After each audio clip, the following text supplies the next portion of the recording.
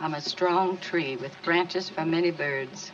I'm good for something in this old world, and I know it, too.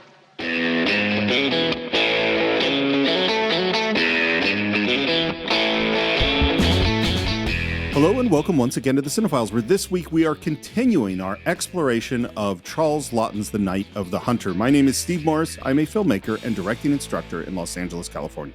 Hello, everyone. My name is John Roca. I'm a writer, producer, and voiceover guy here in San Diego, California, and I've just finished tattooing a couple of letters on my wrists, on my fingers as well here, Steve, ready to go for our second part of our exploration of Night of the Hunter. Well, I understand how you got sin on one wrist, but on one hand, but how did you tattoo files on the other one? It just seems like you don't have enough knuckles. Exactly.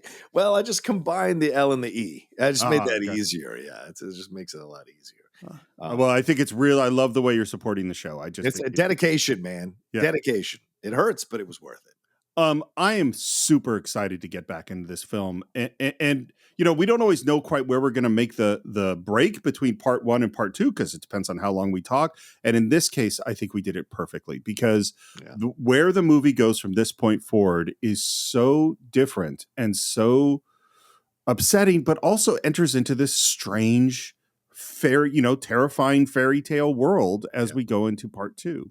Yeah. And speaking of which, I think we should just go there, which is where we just was at the murder of John and Pearl's mother. And they heard a strange commotion outside. Yeah. We know what's going on. I don't know that they know what's going on. And then I think this next cut is really surprise. Again, I know I said it before. I was continually surprised by this film. And where we go next is we go to Spoons, because Harry Powell has gone to Spoons with a story. Yeah. And the story he's telling Icy and Walt is that Willa has run away. Mr. Powell. If there's anything we... No, it's my shame.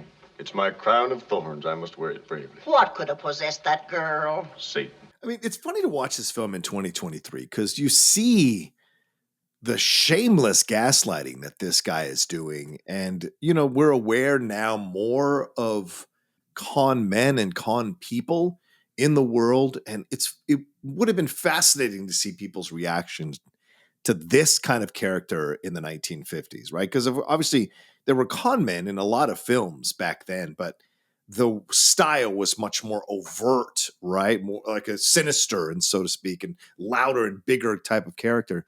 This is shameless. This is, in wrestling parlance, this is what you call a chicken shit heel.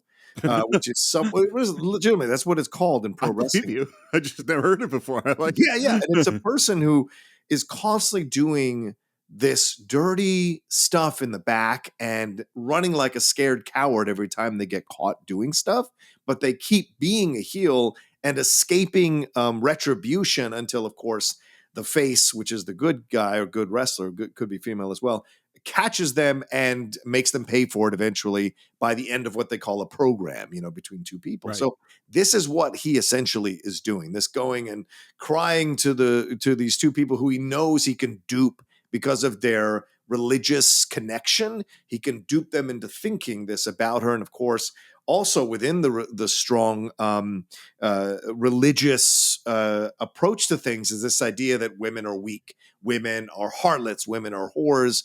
That's kind of inherent sometimes in some of the approaches in how a patriarchal religion is doled out. And so he is playing to that by making it seem like she was the one that ran off. She is the sex-obsessed woman, and he is the lowly preacher, the God-fearer, that kind of thing. And so it's a really unsettling, disgusting scene to witness, even more so than the murder, in my opinion, because that's coming. But this approach is so taking advantage of people's faith for his own benefit, and that's always ugly to see. It's funny. I totally agree. It is a more upsetting scene than the murder, which doesn't make any sense, because I think that the Cine-Files' position on murder is that it's really bad. Yeah, it's not a good thing. No, it's bad. But I think part of it is the way that murder is filmed is that it's beautifully filmed. Yeah, stylistic. And it's very stylistic. It's in this kind of religious or quasi-religious frame, and that she seems resigned to her fate in some way, that you feel like you're going through a ritual. Whereas here, he's a con man. And it's funny, as you were speaking, I went, oh, there's a certain arrogance that you have to be a con man. Yes. Yeah. Is that you have to believe that you are so much smarter than these other people that there's no way they can catch you. And the other thing I was just thinking about is, like, how many times in our lifetime have we heard the story of the husband saying, my wife has disappeared, and then we find out that he has murdered her. Yeah. There was one just recently, I think, where it was that story. Yeah, or we saw those legendary times when remember the husband and wife on the bridge, and the guy blamed two people for killing his wife when in fact he had killed his wife. Yep. And that was a whole thing. I mean, NBC, Dateline is just living off those kinds of stories all the time from both sides, both men and women doing it, but certainly in this case, focusing on the men and how they can manipulate certain members of the community for their own benefit. Well, and that is exactly what he's doing as they walk in to join him, and he is weeping and spouting scripture. Yeah. And there's an inherent thing, too, about older women versus younger women. And I think we touched on it right in the first part, but certainly here, seeing how Icy reacts to this, she buys it hook, line, and sinker. Simply because he wears a collar, she buys it hook, line, and sinker.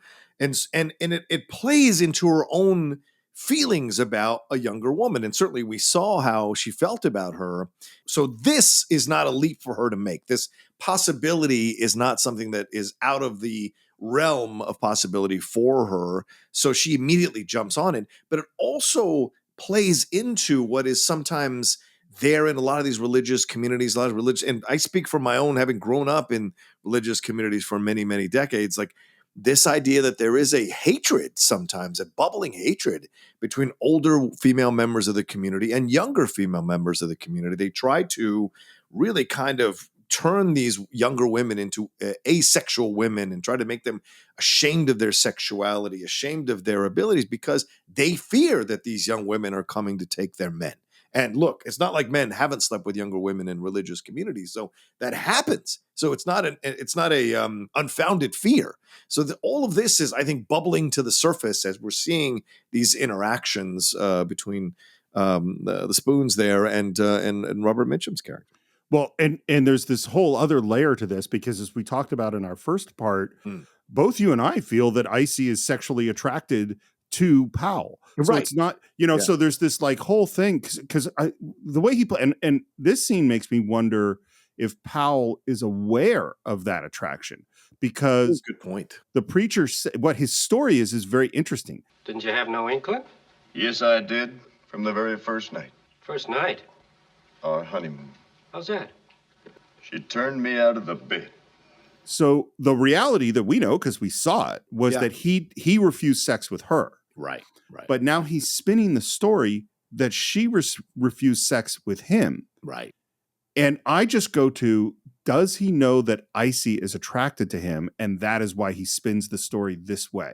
Yeah, that's a good point. Maybe. And that would certainly play into Icy's attraction for him, because it still makes him untouched, so to speak, by anyone in the community. She could be the first one in her warped fantasy mind to maybe play with him. And I guarantee you that if that option opened up for Harry to get out of a situation, he would absolutely play to that and use it with Icy to cover his escape or whatever. So, yeah. Well, in the same games he played with Willa of we can't have sex because I'm pure, that would totally work on Icy. That would totally go into all of her stuff. And I love, too, the way he plays the martyr is also brilliant, because they go, well, what do you figure to do? Do? Why, just stay right here and take care of them kids? Maybe it was never meant for a woman like Willa to taint their young lives. What's amazing to me about a con man, well, and honestly, I've had this experience just in regular life, is when there are people, you could know a person forever. Yeah. And yet someone who can spin a good story can make you think things about that person that that you should know would never happen. Yeah. They know this isn't Willa. Yeah. The way he describes her. They've known Willa for probably their whole lives, or her whole life. Yeah, it's interesting how people, can take for their own benefits, can twist and manipulate the perceptions that you have had for decades about a certain person simply because it serves their needs, if you know what I'm saying. I know exactly what you're saying. And well, and the thing too is when the lie is so obvious and you don't catch it, because like they ask, well, didn't she leave no word? And he says, A scrawl on a notepaper on the bureau. I burned it. it's like, oh, really? How convenient. And then the other thing he says is that she was drinking. Yeah, of course.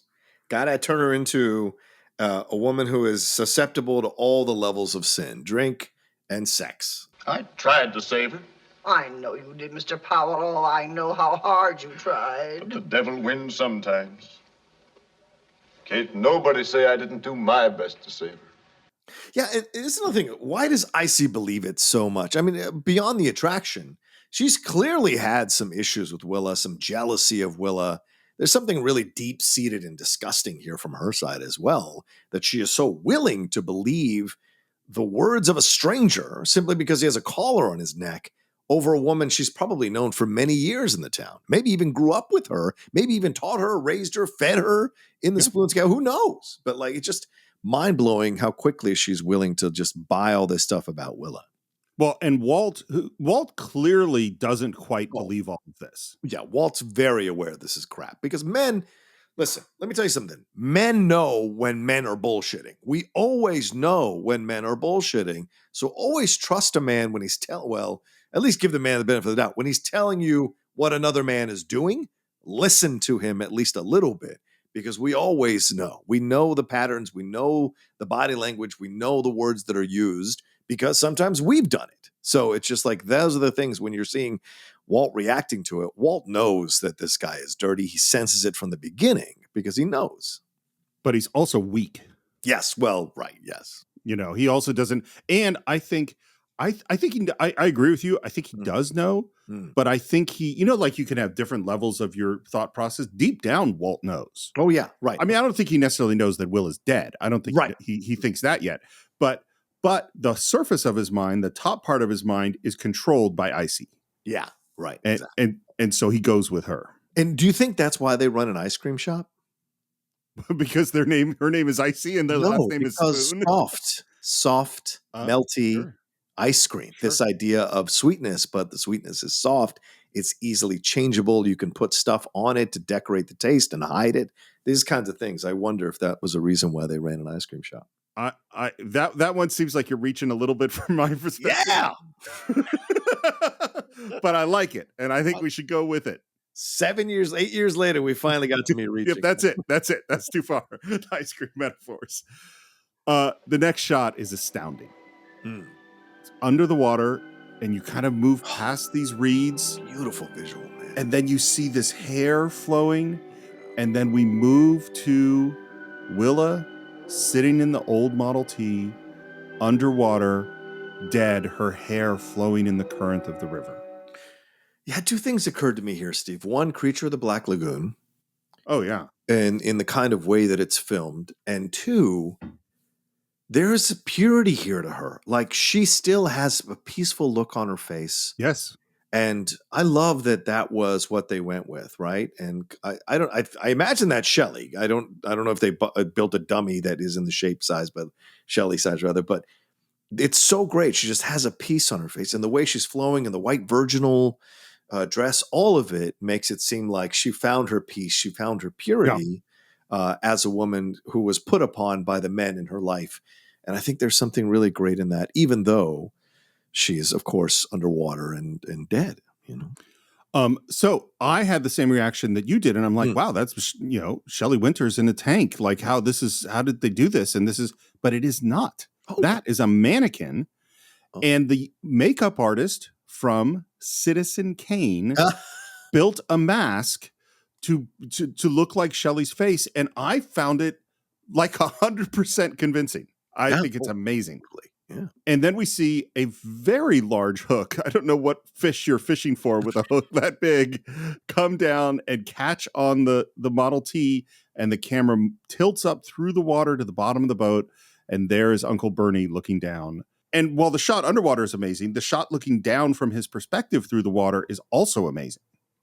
Yeah, and in those towns, as we've seen in movies and whatever, like they baptize you in those same waters, and in a way, sure.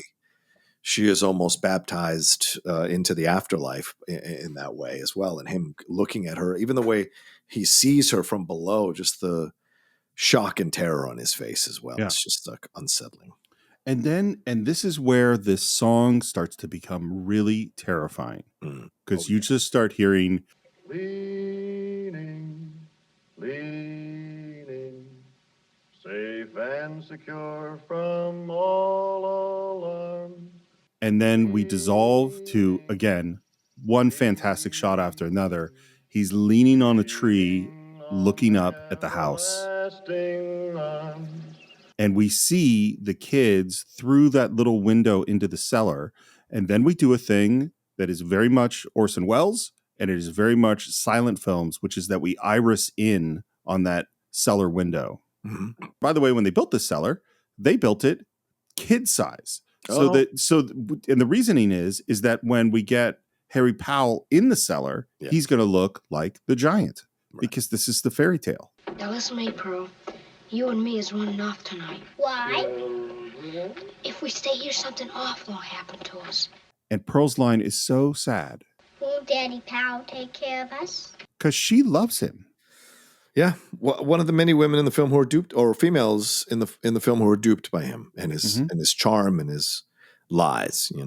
Well, and even though he threatened her and was already abusive to her a few scenes ago, right? I mean, it's not like kids with an abusive parent don't still love that parent. Well, look, pull it out all the way out, Steve. It's not like in a patriarchal society, women aren't used to being abused by men or yelled at or beaten or whatever. And then the men are still seen as the caretakers, and so there's that psychological negotiation that unfortunately a lot of women have to go through. Mm-hmm. A lot of females in patriarchal societies have to go through in negotiating things like this, I can hear you whispering, children, so I know you're down there.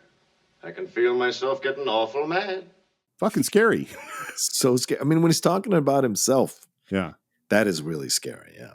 And he starts to come down the stairs, and then we hear, Yoo-hoo, Mr. Powell! because Icy is there. And he tells her, again, it's a perfectly good lie, that the kids are playing in the cellar. Mm-hmm. And they won't mind me when I call them. So it's their fault. Yep. And then Icy comes and calls them up. And of course, they have no choice but to go up. Yeah. I won't have you worrying poor Mr. Powell another minute. Just look at you, dust and filth from top to toe. Want me to take him up and wash him good? No. No, thank you, dear Icy, thank you. The look from John up at Icy, this is like, I just thought of the most disturbing comparison, which I won't even put in, but the story about Jeffrey Dahmer? Yeah. Where there's one of his captives ran out. Yep. Found the police, and the police returned the kid to him. Yep. That's what's happening here. Yeah. Yeah. There's an adult who could help them, and she is helping the person that's going to hurt them. Right. It's the betrayal. And that's what John gives it a look like. Even an upstanding member of society who's supposed to protect us, who essentially symbolizes adults, is not. Well, and speaking of adults that should be helping them, I remember in part 1, I was so happy when Uncle Bernie said, "Here we're in trouble. Holler and come running. Uncle Birdie's your friend." Yeah. Cut to Uncle Bernie, who's drinking. And this is an interesting scene, too, because there's clearly a backstory to this, because he's really drunk and he's talking to Bess, which is the photograph of his long dead wife, and is saying, "I don't think it was me. I think it was poor old Uncle Bertie." So why would someone think it was Bernie? I don't know. Maybe there was stuff in the past. Maybe he gotta be. Yeah, he must have gotten into some scrapes with the law in the past, and so he doesn't want to open that door again. I think it has to be big scrapes. I think he had to have been in prison. Otherwise, he would never have this thought. Right. Yeah. And then he describes the body that he saw to Bess. Oh, if you could have seen it, Bess. Down there in the deep place, with her hair waving soft and lazy like meadowgrass under floodwater, and that slit in her throat like she had an extra mouth. And the moment that's so sad, this is a sad drunk moment, is when he puts the bottle down and it falls over and the booze is just pouring out. And he's too drunk to know. And he says, Sweet heaven, save poor old Uncle Bertie. And I'm kind of like, fuck you, Uncle Bertie. Put him in with Grandpa Joe. Yeah, Jesus. We're sitting at the dinner table. Icy has made a huge spread for them to eat. And the two kids are standing there while Powell sits. Can I have my supper, please? Naturally. Can I have milk, too? Mm-hmm. But first, we'll have a little talk about our secrets. It's a scary scene. He's relentless, man. And what's amazing is the hold that John clearly has on Pearl. Yes. Even with all this pressure, she made a promise to John, and she's going to keep that promise. Never mind what John said. John's a meddler. And he brings her over, and he shows her the knife. Yeah. By the way, I think it was Mitchum genuinely scared Pearl with the knife. Wow. Because he wanted her to stay the fuck away from this knife. Like the actor, like he was like, no, this is a scary thing. This is not a toy. Don't play with this. Where's the money hid? But I swore I promised John I wouldn't tell. John doesn't matter. Can I get that through your head, you poor, silly, disgusting little wretch? Now she's crying. Yeah. And finally, as he's getting scarier and scarier, John says, "It ain't fair to make Pearl tell when she squashed you with it. I'll tell." John is a tough kid, man. Yeah. Yeah. And he says that it's buried under a stone in the floor of the cellar. And I think John thinks that Powell is going to go down to the cellar alone, and so they can take the opportunity to run away. Come along. What? Go ahead of me. The both of you. And we go back down into the cellar. The music here is great. The fact that he's carrying a candle and we get that flickering candlelight down in the cellar is great. Right where now? Mind no tricks now. I can't abide a liar. And unfortunately, John is a liar because he points to where it's under a stone, and Powell looks down and says, "This is concrete." John made a sin. John told a lie. And now it really looks like he's going to kill John. That's how it looks to me. Yeah, I agree. And look, this is the descent into a certain circle of hell, right? Because they're going down into the bottom of the house. And John is being found out here, but they are what looks to be in Powell's playground, because he has the advantage being an adult, being stronger, being taller. It's a controlled room, and so you would think he would be able to do whatever he wanted to do to these children in the basement. And also the symbolism of basement being something you put stuff in or hide stuff in. The Lord's a talking to me now. He's a saying, "A liar is an abomination before mine eyes." Now, we've obviously said this guy's a con man and a phony. Yeah. Does he actually hear the Lord's voice? Oh, sure. I think he does, because he's crazy or unstable, whatever you want to say, mentally unwell. And he pulls out the knife, and Pearl is crying. Speak, boy. Where's it hid? Speak. Speak, or I'll cut your throat and leave you to drip like a hog hung up in butchering time. And finally, Pearl breaks. It's not my dough. It's not my dough. And frankly, it's like they made this promise to their dead dad. Yeah. But they should have told him a long time ago. Not that they would have necessarily survived if they told him. I don't think they would have. I don't think they would have either, yeah. The dog. Why, sure. Last place anybody think to look. And then, just as he's laughing and thinks he's won, John, fucking hero, snuffs that candle and knocks a shelf so it drops all. I think it's like canning preserves. Yeah. Drops on Powell's head. And they run for it, and he chases after him. And at first, I didn't like this shot. And then the more I think about it, I really do like the shot, which is he really looks like Frankenstein. Yes. Running up the stairs, chasing after him. It's a stylized shot that is reminiscent, as you mentioned earlier, Stephen, part one of the German expressionism. This idea of these two hands reaching for them, and these two arms reaching for them, and he looks almost skeleton-like, bone-like in the way he reaches for them. Yeah. Well, and it just occurred to me that Laughton's wife is the bride of Frankenstein. Yeah, good point. So he might have even been on those James Whale sets at that time. And he runs up the stairs, and John slams his fingers in the door. I just like the sound we get as he gets his fingers caught in the door, gets slammed in the door. Animalistic wail. And then there is one very strange choice, which is the shot of them outside the cellar door, the two kids, is actually a freeze frame. Yeah. And the reason is that they cut a line of dialogue or something, and they couldn't make it work. And so they didn't have any shot that was moving of this moment with them not talking. And so the choice was to use a freeze frame, which I think is not a good choice. Because if you notice it really does stand out. Yeah. And they run out of the house. And of course, who do they run to? But the guy who said, I can help you, which is Uncle Bernie, who is passed out, totally incoherent on the floor. Uncle Bertie, oh, please. Please, wake up! And Bernie is just talking to himself and says, I swear on the book, I never done it. Because he's just lost in this moment. And what's really sad is like Pearl, it's the middle of the night. Yeah. Pearl's fallen asleep on the bed. And John has to get her up, and they run to the river. This is all shot on the back lot, of course.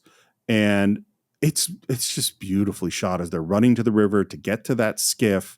And we see Pal chasing after them. And of course, John and Pearl know the little trails to get down to the river. Pal doesn't know them, so he's stumbling through the brush trying to get to them, and he gets real close to them. And as they just manage to push off into the river, and Pal charges after them, sinking into the mud. It's funny watching it because it's like, man, I don't think Pal can swim. No. Because if he could swim, he could catch him. And they just managed to get away.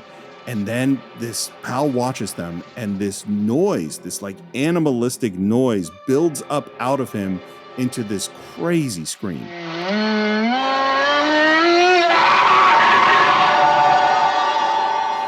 It's very reminiscent of Cape Fear. You know, when we see De Niro do that, and I know Mitchum played that the character that De Niro plays in Scorsese's version.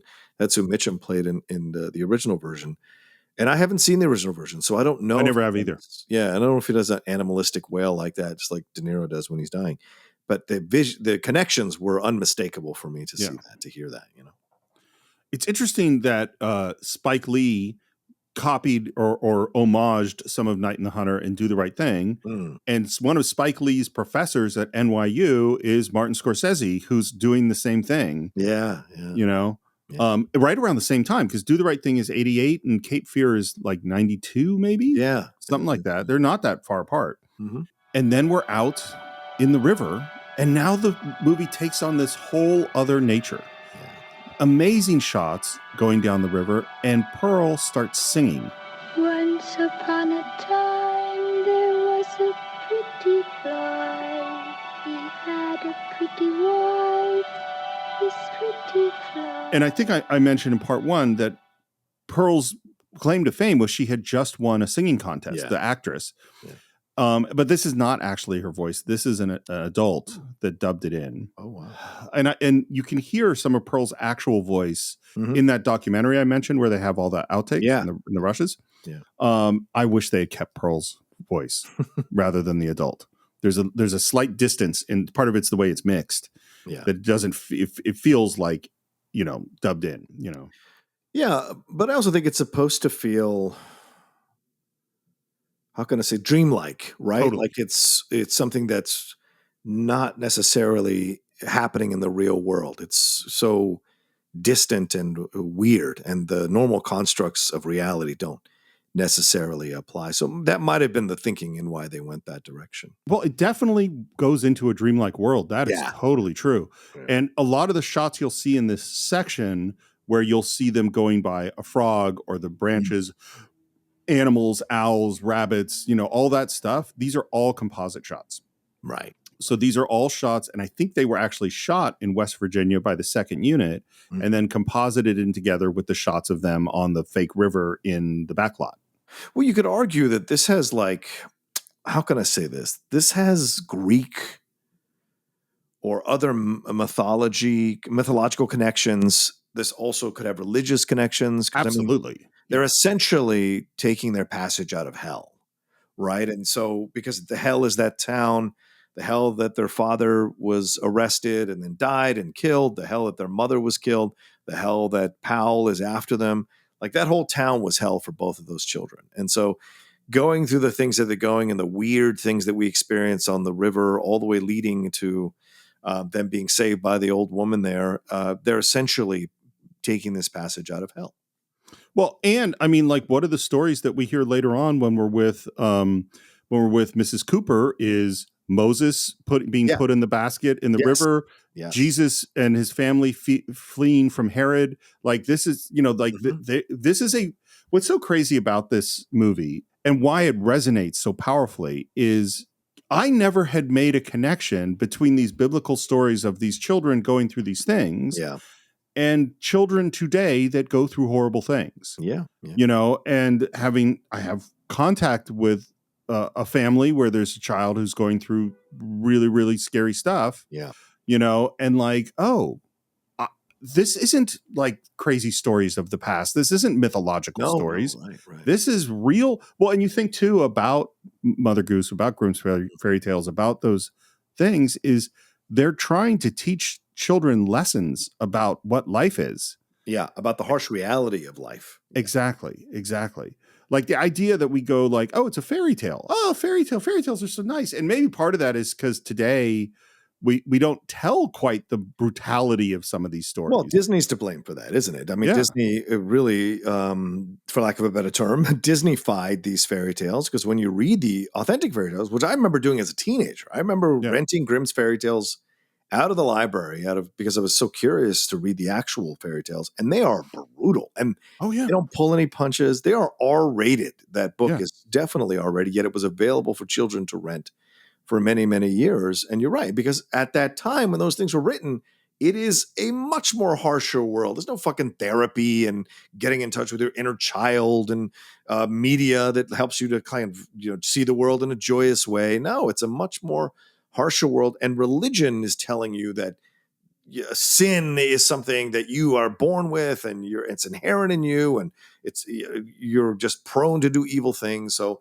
the whole world is presented in a way that's much more harsher. Well, I mean, you tell the story of the boy who cried wolf. Well, you're telling a story because wolves killed people. Yeah, right. Exactly. Like it wasn't just like a metaphor. It was like there's dangerous shit in the world. Exactly. You need to be really careful. But of course, it's the kids that are learning these important life lessons, whereas the Spoon family is just reading a nice letter from Walt about how he took the kids to his sister's place and they're going to get good meals and everything. Yeah.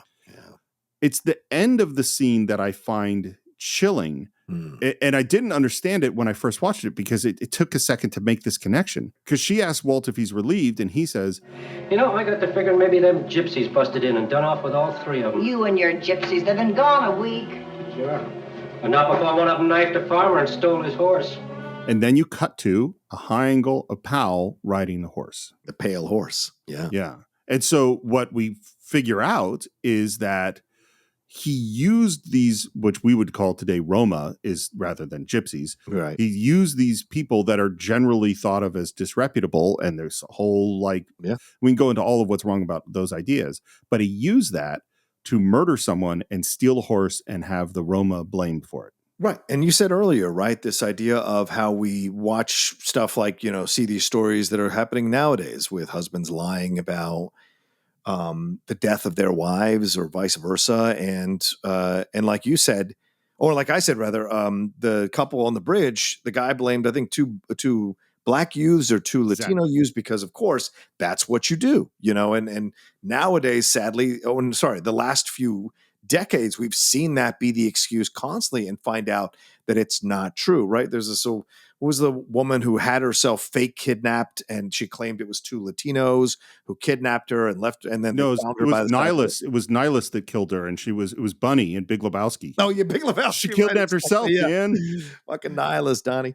But yeah, no, there was a woman who claimed recently, I think California woman who claimed recently that she had been kidnapped and she staged her kidnapping and because she wanted to disappear with her boyfriend for 2 weeks, and then he had her beat her up and leave her by the side of the road because the jig was up and they were getting close to finding her. And so she thought she could control the narrative, and they found out she was lying. So this idea of using people of color as boogeymen or people from different upbringings as boogeymen, in essence, in these things is a sadly time-honored tradition from these people who are con people, Yeah, I didn't expect this movie to resonate as much with today as Yeah. I feel like it really does. Yeah.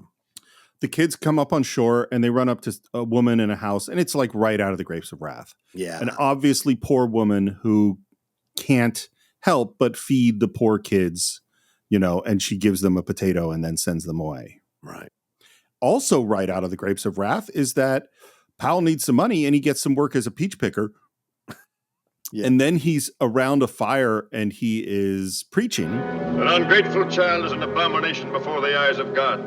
The world is fast going to damnation because of impudent young'uns are flying in the face of age. And it seemed very clear to me that the dudes sitting around the fire with Powell are not into his preaching. No, right, exactly, yeah. And again, we're on the river and we see an owl and a turtle. Then we see two rabbits. Not only is this a composite shot, it's a composite shot of a composite shot because they only had one rabbit. Again, all of this is beautiful silhouettes, and it's all not real. It's all this German expressionism, and it feels like a fairy tale, in a fairy tale environment. And they come up on one of the most beautiful shots in the movie, which is this house next to a barn that's backlit in the sunset, and we hear a woman singing a lullaby because obviously there's kids in the house, and they go to sneak into the barn. And one of the things we see is a bird in a cage hanging in the window. Yes. Yeah. And as I said in part one, I mean, that is to me the symbolic moment of the movie because so many people in this movie are birds in a cage without knowing they're in a cage or sometimes being very aware of the cage that they're in. And so I like that's the thing the kids see just before we see Homie coming up on the horse. They go into the barn, they climb up into the loft. And this, again, it's just all so biblical to me. It's later, the moon has risen higher, and the first thing we hear is a dog barking. Yeah. You know when you hear a dog barking that a Terminator is coming, basically. Because in the next moment, you hear the voice.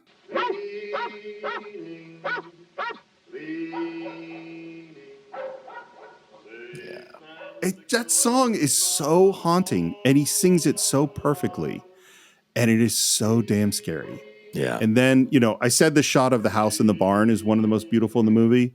The next shot we see is astounding. Yeah. Which is John looks out the window, and there's a horizon line, and very far in the distance, moving left to right on the horizon, is a very small silhouette of Powell on the horse, riding across the horizon. This is absolutely, as you said, the German expressionism coming through in this shot. And it looks like it's set on a stage, yet it totally fits in the film. And it is beautiful in how chilling it looks. Oh, yeah. And how much it evokes impending doom for both of these children and the inability to escape, as you said, and so well, this Terminator. There is nothing they can do. He is always around the corner, maybe symbolizing in real life danger, symbolizing that is always around the corner for little children, no matter where they are in life. They can never fully get away from danger.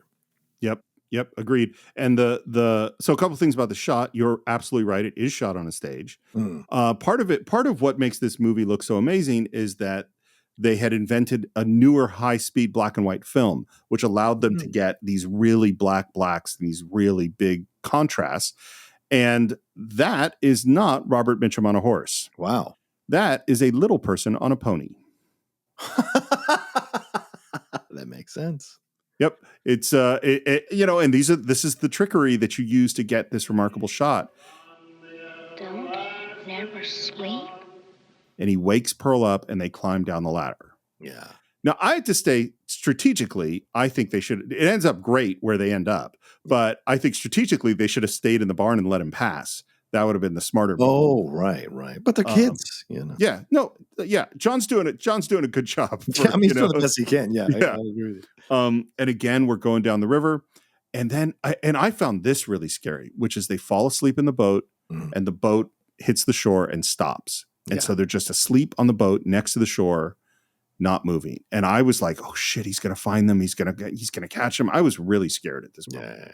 But then it's sunrise and we see God rays coming through the clouds because we finally arrived at the good place. They don't know that yet. Right.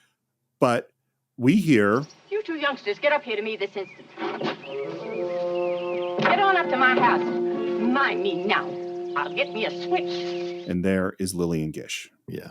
And she is being very strong with them. Yeah. And John is ready to defend Pearl. Yeah. Don't you hurt her? Hurt her nothing. Wash her's more like it. I can't tell you how much I love Lillian Gish in this movie. Oh, yeah. Such a great decision to cast her in this role and her wanting to do the role. And it works so well. She just kills it. And we go up to the house, and there's obviously a lot of kids there, which she calls all of them. They all have their baskets. It's a nice house. Mm-hmm. She reviews the work in their baskets, and I'm going like, well, what is this? Like, what, who is this person? What is these relationships? Ruby, run to the house and fetch the tub and put it by the pump. Clary, Mary, run up and fetch a bar of laundry soap. Yes, Miss Cooper. And I'm like, Mrs. Cooper. So she's not their mom or their grandma or their aunt or she's Mrs. Cooper. And again, I'm going, what's the deal here? And there's no truth to the rumors that they pitched Hanging with Mrs. Cooper at this time either. There's no truth as a spinoff from this movie. By the way, I could totally hang out with Mrs. Cooper. That's a great series. For those of you old enough to remember that series. Gracious if you ain't a sight to beat all. Where you from? No answer. Where you folks? No answer. Gracious, so I've got 2 more mouths to feed. And she doesn't even say it in a negative way like Nope. the woman handing out the potatoes did. She's saying it in a way that's more like a little ball busting, but in a way that's accepting of them, I think she's an incredible hero. Yeah. Incredible hero. I mean, she's a strange lady. Yeah. But she is an incredible hero. And there's stuff in her past that I think we're going to talk about. Yeah. That have questions as well. Yeah. So she washes them, and then we head off to market, and all the kids have their baskets. And what we get is that she kind of runs a farm, and that she takes care of kids, and that they sell sort of their supplies. Yeah. And she's talking to like the storekeepers, but then she also just mumbles to herself. Yeah. Your mom's funny. She ain't our ma. We just live at her house. Where are your folks? Someplace. My daddy's in Detroit. And what we start to get is that like these are just the detritus of the Depression. You know what I mean? Yeah. They're just the kids that fell out of their lives in one way or another. And then a woman calls out, and one of the kids runs to her. And this woman, who's obviously has a job, says, Good morning, Miss Cooper. Guess what? I'm saving up to buy you a charm bracelet. Never mind the gewgaws. Don't forget your visit this Sunday and come to church with us. what do you think of this moment? Never mind the detours. I think that's an interesting line. Well, I mean, I think it's the first window into how the role she plays in this town, right? And the reality is that, you know, young girls have been having children out of wedlock for a long time, probably, you know, with other young men or older men in the town, and she takes care of them. And so her saying to her, like, you know, don't you worry about these other ththings. Focus on these things that can keep you on the straight and narrow, can put some discipline into your life.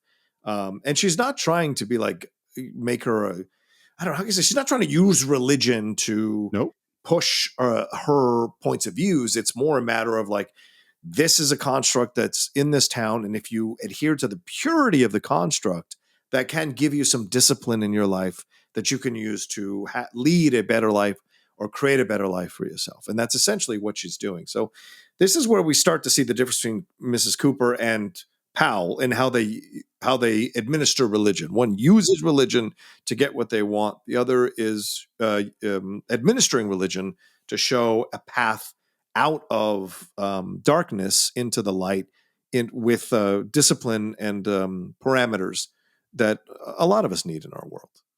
Two things. Remember part one where I was kind of confused by the left hand, right hand, love, hate thing? It's like kind of explain. And then as you explained it to me, then I went, oh, no, this totally makes sense. And it clicked for me. Yeah. What you just said is what clicked for me is she's love and he's hate. Yes. She is using religion for love, and she's strong about it, and she believes in it, and it's a powerful belief with her, and he is using for hate. The other thing is, I just love the line, never mind the detours. Yeah. How much could you and I have used someone to come along when we were in our 20s and said, never mind the detours? Well, Steve, to be fair, I did have many people who told me that, and I just didn't listen. So maybe you meant that to say, what if we had listened to the Exactly. It's maybe better to the point.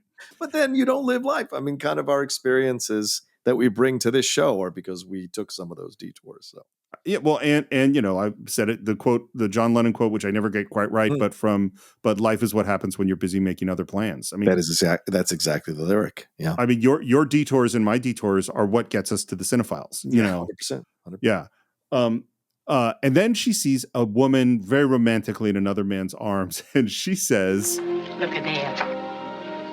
She'll be losing her mind to a tricky mouth and a full moon, and like as not, I'll be saddled with the consequences. Yeah, she's accepted her lot in life. You know? Yeah. I know I mentioned there's this documentary with all the outtakes where you can hear Charles Laughton's voice giving directions. Yeah.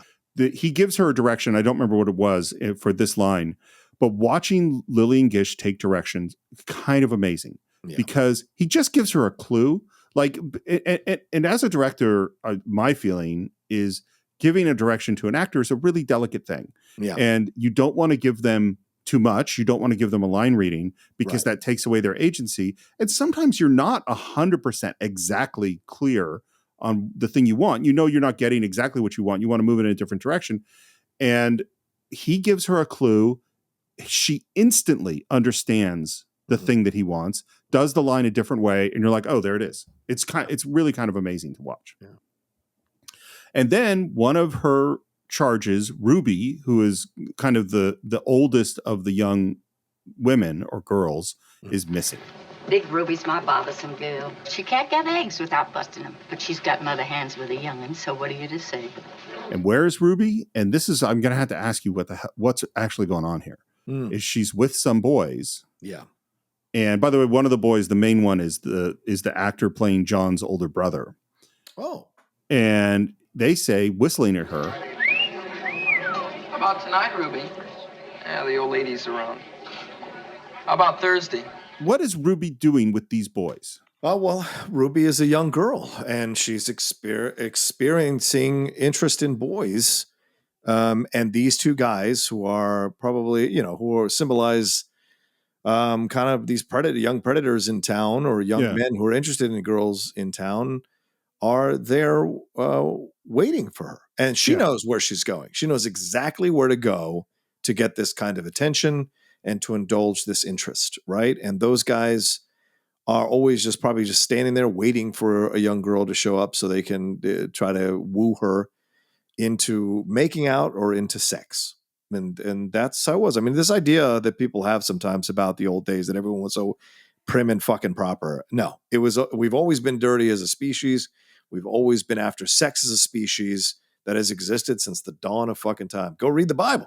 It's all in there. So we've always had that as an impulse in humanity. So this idea of young kids exploring sexuality, that is inherent in our nature, and especially once we get into our teen years. So that to me is what I'm seeing here, is that she knows where to go. She wants this attention. She's experiencing sexual attraction for the first time, and she wants to explore it, And I would say my guess is she's like 15, maybe. Yeah, probably.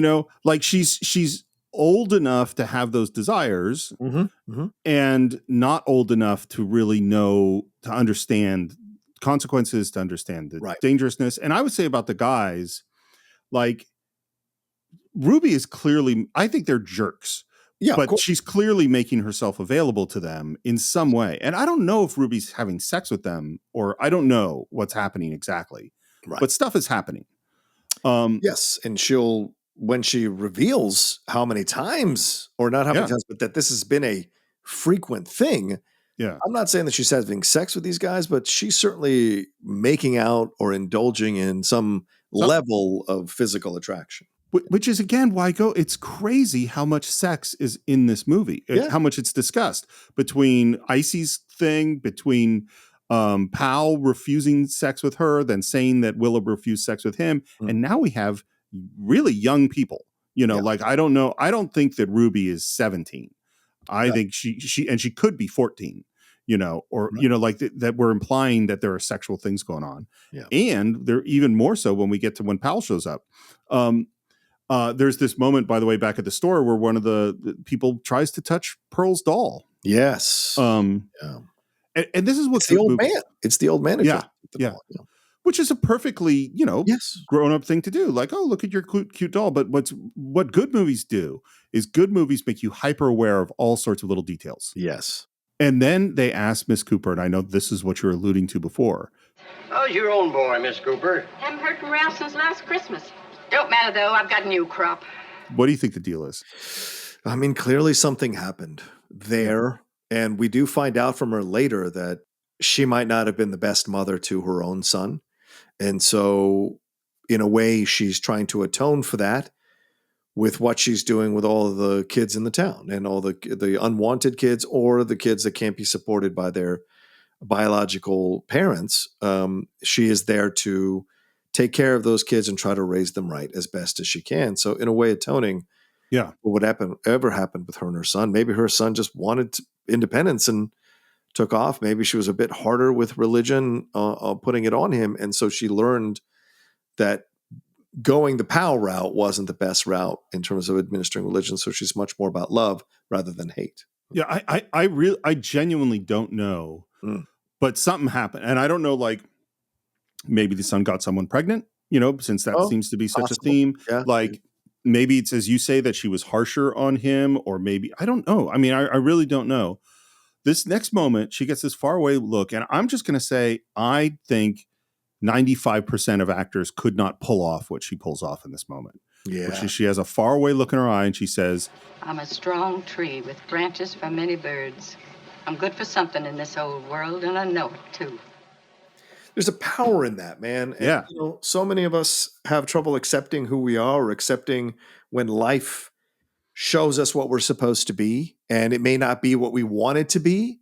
And I like that this moment is very powerful in that she says proudly, this is who I am, this is what I do, and I've accepted my lot in life. And there's a power in that.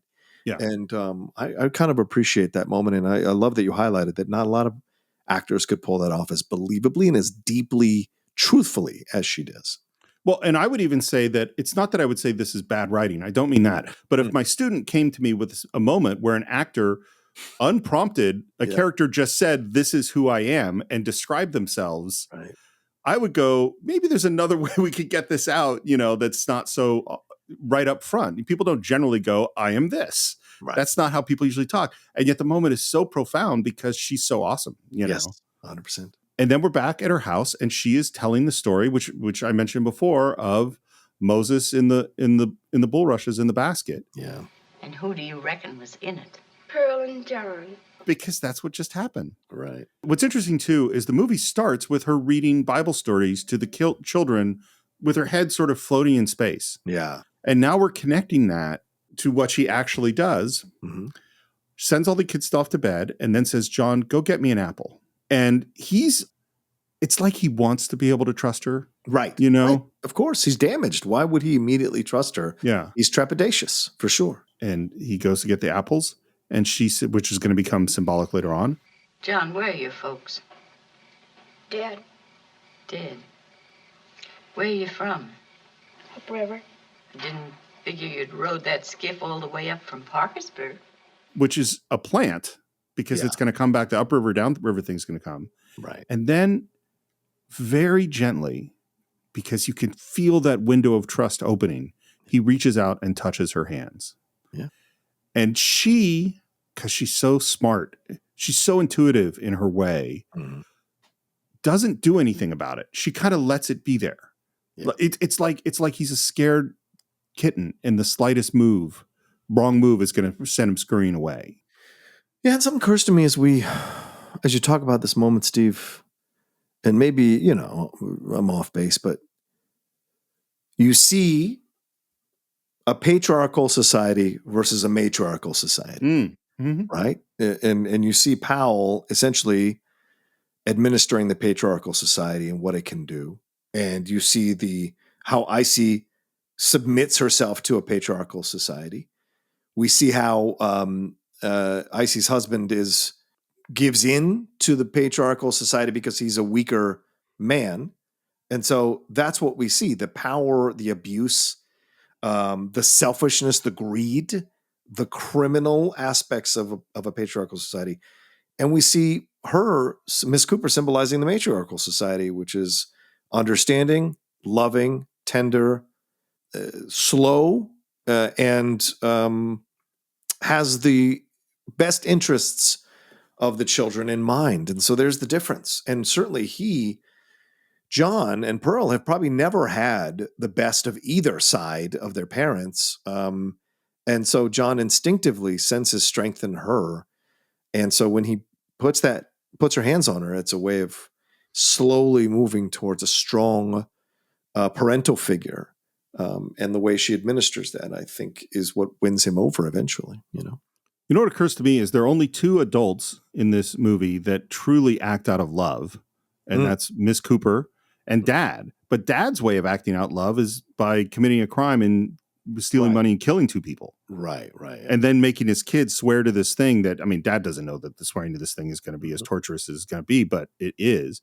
Whereas Miss Cooper is fully acting out of love. And it only just occurred to me, her name is not Mrs. Cooper. Right. It's Ms. Cooper. Yeah.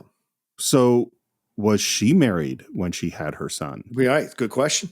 It's a good question. Because if she was married and her husband died, people would still call her Mrs. Cooper. They wouldn't call her Miss Cooper. Yeah. And then John asked to hear the story again. But when he asked for the story, he asked about the two kings that were in the skiff and the sand and that hit the sandbar.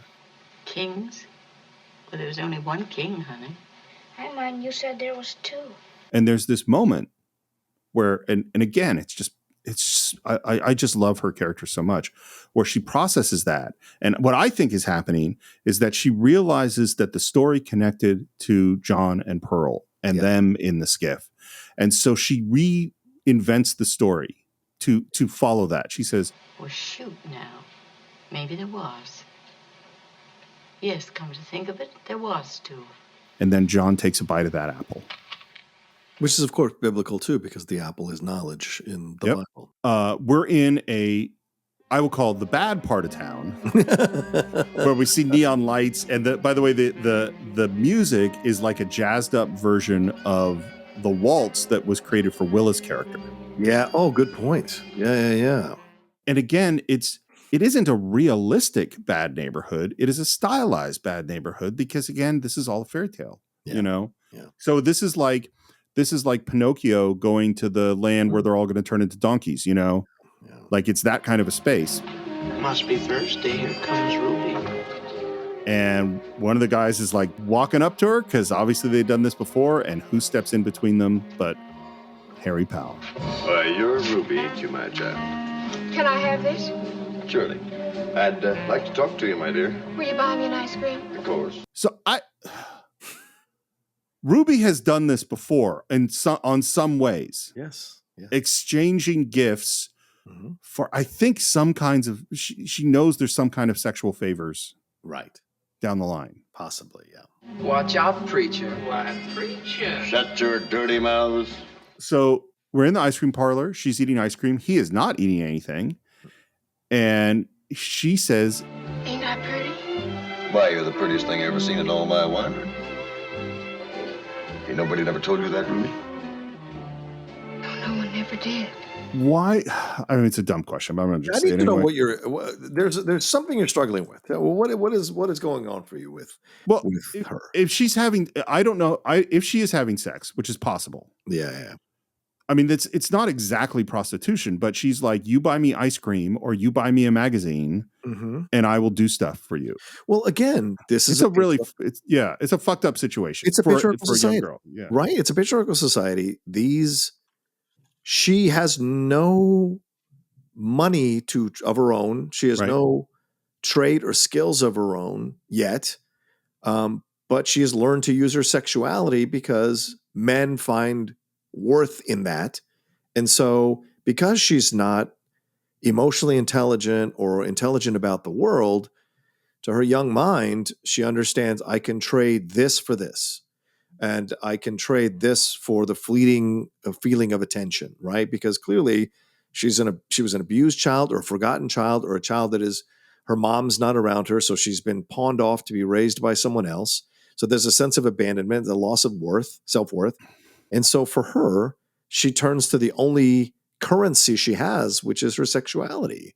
And so because she's not aware of how that can be misconstrued or how that can be abused yet, she uses it in this situation because Lord knows we all as teenagers need that stroke and I don't mean stroke physically. I mean, like just the feeling of being wanted, you know? Well, that's So the thing that sticks she's out got to me. it so warped in her mind is what I'm trying to say. Yeah. Well, that's the thing that sticks out to me so much in this moment because her asking, "Ain't I pretty?" is saying, I have, as you said, this need. Yes. Like I need love. It's yes, she wants the magazine and yes, she likes the ice cream. Right. And maybe she would even get money down the line if this were to continue. Yeah. But that's not the need. The need is I need to feel attractive. I need to feel loved. I need to feel this thing.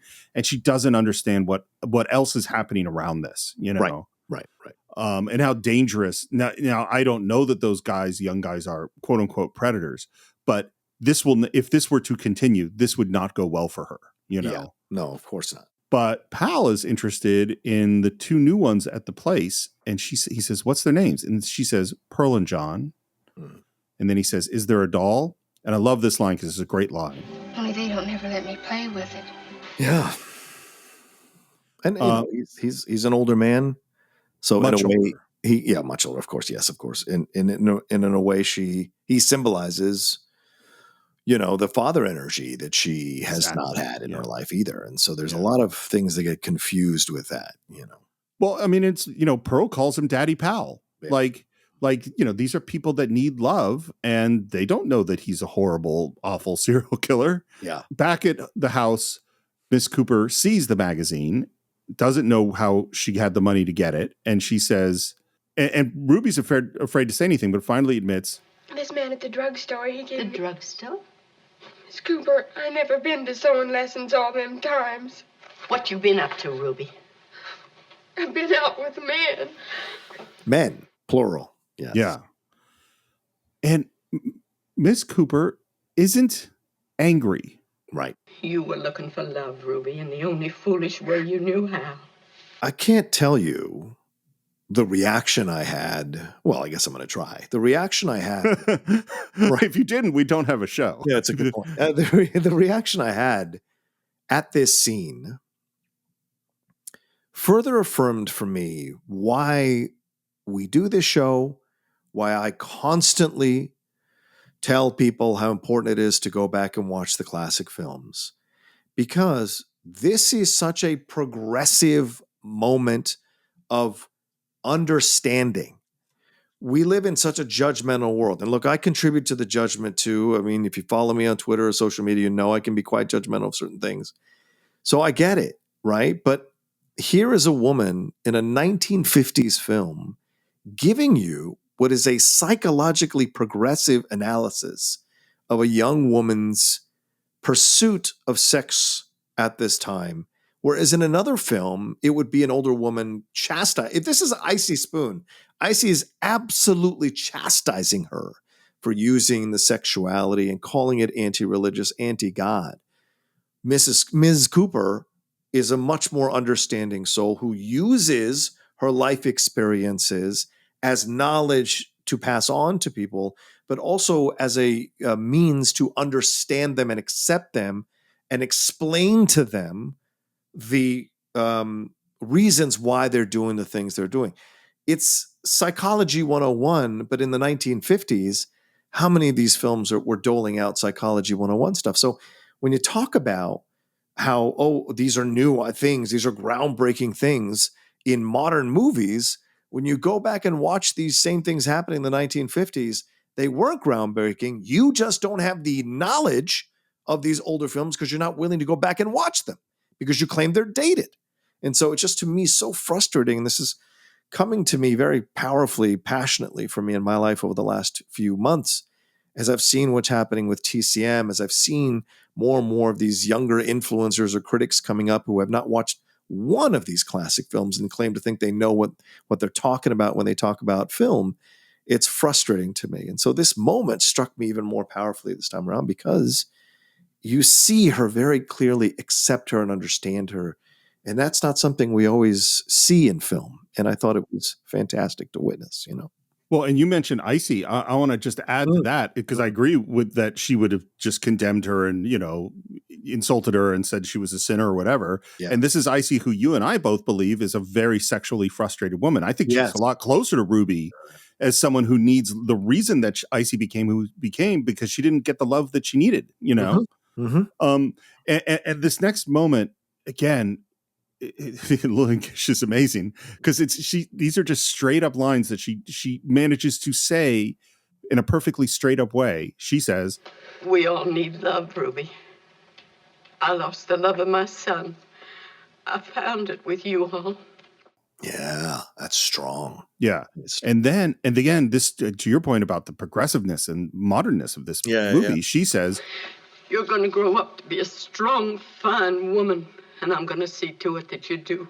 Love, acceptance, care, guidance. Yeah. And then we ask about, well, who was this guy that gave you this magazine and bought you ice cream? And she says he was asking about Pearl and John. Is he their pap? I don't know.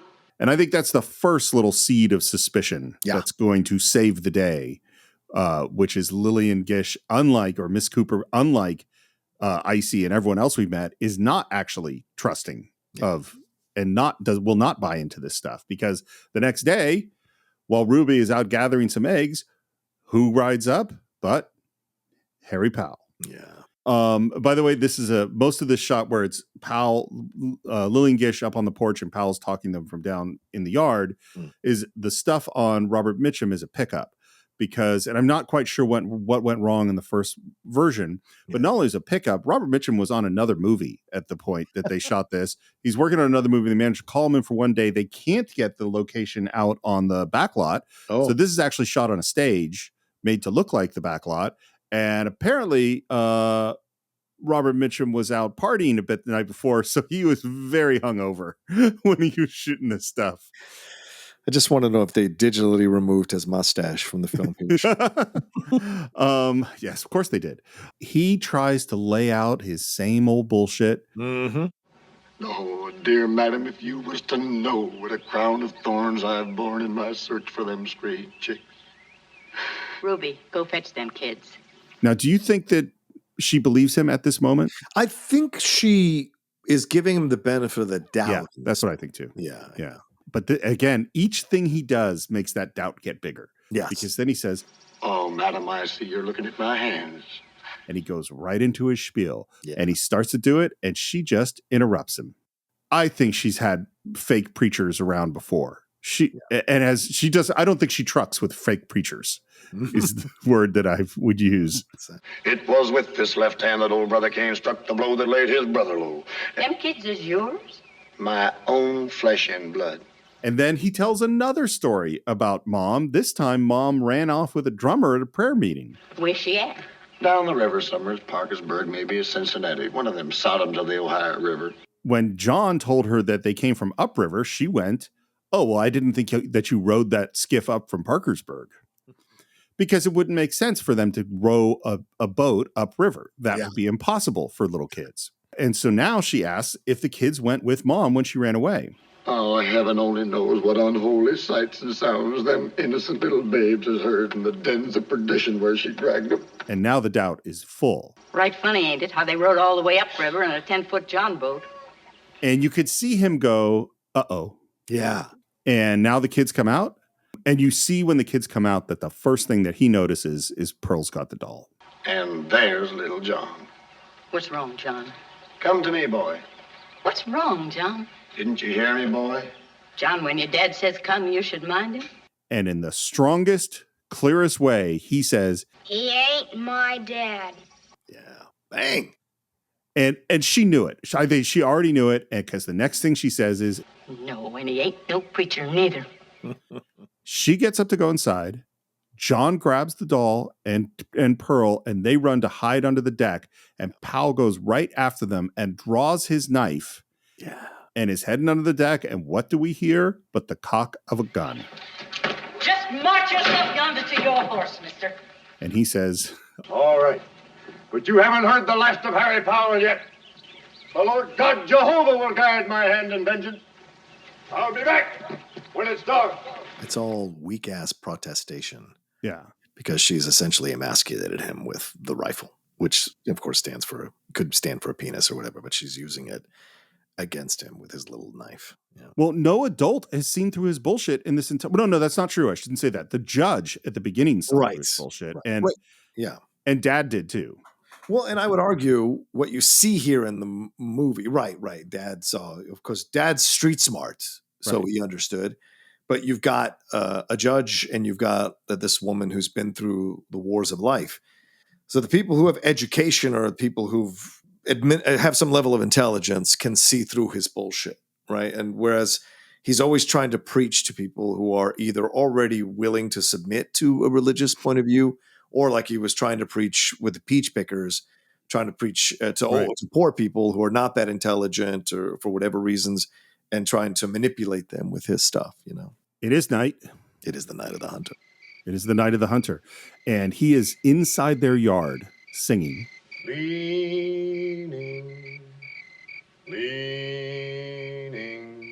Again, it's redundant, but the lighting is just gorgeous. Yeah. And Miss Cooper is sitting in that rocker with her rifle. Mm-hmm. Ruby gets up and is listening to him sing. And the camera pushes in past Mrs. Cooper out to Robert Mitchum, where he's on a stump inside the yard.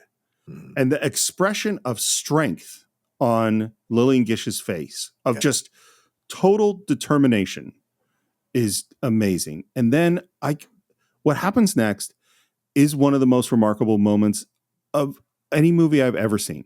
Yeah. There was no way to expect what's about to happen. It is completely amazing and bizarre, and it is unlike anything else, which is that he is singing and she starts singing with him. Leaning on Jesus, leaning on Jesus, safe and secure from all alarms. And she sings a different version of the same song. She sings the version that has Jesus in it, which he does not. Yeah.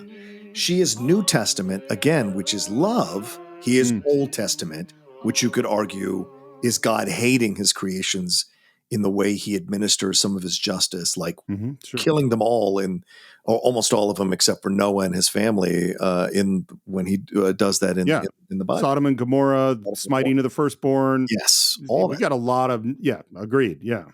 I just, them singing the serial killer and the saint harmonizing together in a religious song in this moment that's really fucking scary. Yeah.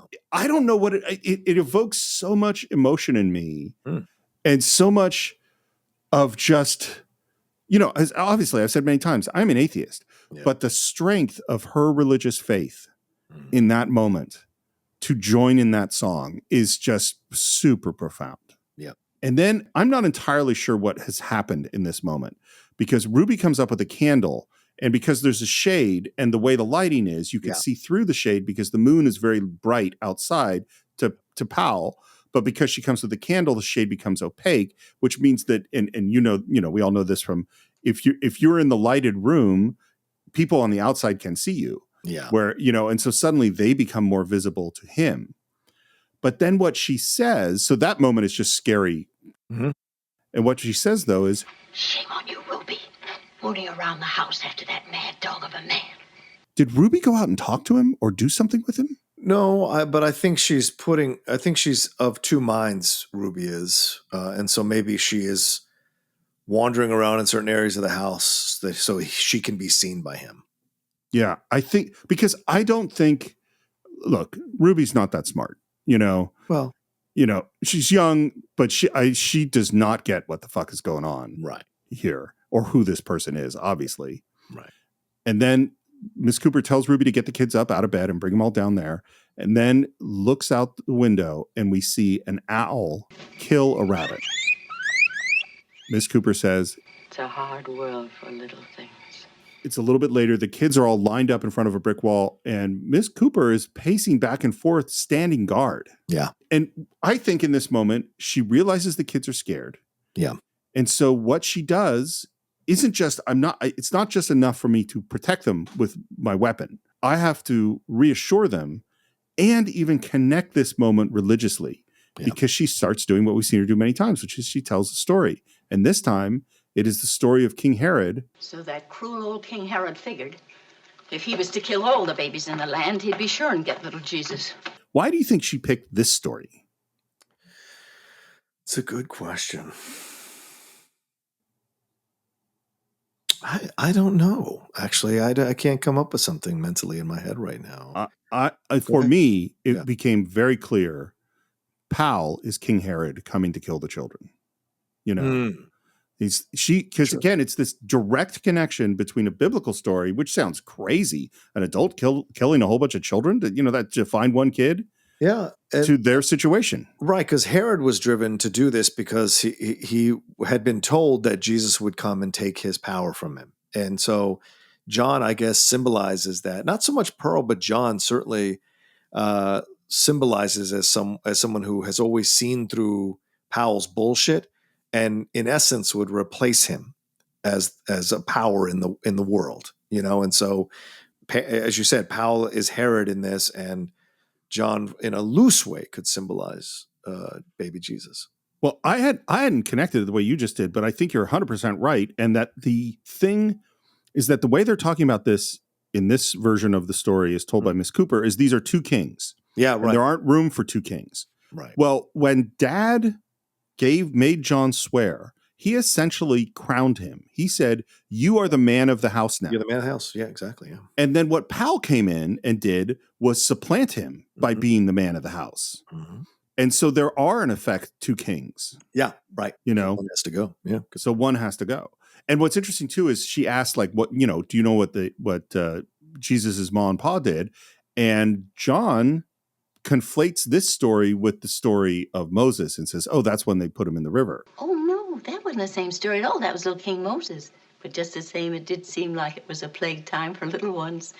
Them olden days, them hard times. Which, we're in the middle of depression. It's hard times right now in this movie. Right, in the movie, yeah. Yeah. And now he's inside the house. Figured I was gone, huh? Run, hide in the staircase. Run quick! I'm giving you to the count of 3 to get out of here. Then I'm coming across the kitchen shooting you. And then I think this doesn't quite work in this moment. Like, I think what happens is that he runs into a cat and the cat screeches or bites him or something like that. And he pops up and she fires. Mm-hmm. And he does this really ridiculous sort of scream and then yelps as he runs away. Which I think feels weird to me. I don't know how you feel. I love it. I love it because we've been seeing him make these weird animalistic noises. That's true. And it's the sound of what you would hear from a demon, possibly. And once you conquered it, it would be this yelping kind of desperate squeal of fear that would run away after it thought it had power, And so for me, she reduces him back to being a child because he is a child. He's a state of arrested development where he is indulging all his impulses and doesn't care about who he's hurting or who he's damaging in order to get what he wants. And so when she shoots him, first it's a woman shooting him, and then you get then he feels pain maybe for the first time in a long time, and it is this kind of, I don't know. It's kind of, you mentioned Terminator. It's kind of like what happens with Terminator 2 with the T-1000. When it's dying in that melted lava, or melted whatever is metal, it starts to lash out and become all the different things it took the place of when it was going after John Connor. Oh, a John here as well. Oh, interesting. And you see that. And so I think and you see the squeals and the screams and all of it as it's dying. And I feel like this is what's happening here with him, is that he's doing these squeals and shit, in essence, as he knows he might be dying here from the gunshots. It's interesting. I think what I've heard, this moment is sort of divisive among people. Like some people like it and some people don't. Yeah. And Charles Laughton, it sounds like I feel like he made a bold move, and that bold move worked on you and it didn't work on me, which is his feeling was, he wanted to lighten the moment a little bit and make this guy look like a fool, Yeah. Like he wanted him to squeal and show that it was all bluster, Yeah. You know, all that other stuff before. When he actually is hurt, he's not a tough guy in any way. Yeah. And it doesn't work. And it's really funny because when listening to the commentary track, there were historians and film critics that were talking, and it divided them too. You know, like some said, don't really get this. And some's like, no, this is how it's working. By the way, Lillian Gish's reaction to having just shot a man is perfect. Yeah. Because you could see in her face, I did what I had to do. I hate violence. I didn't want to have to do that, you know? Yeah. And only now does she get on the phone and call the state troopers to come out to her place. Get your state troopers out to my place. I got something trapped in my barn. It's the next morning. She's still on that rocker with that rifle. John is cradled at her knees. It's beautifully framed. It reminded me like of the Pietà, you know, with Mary cradling Jesus. You know, it had that sort of look. Yeah, yeah.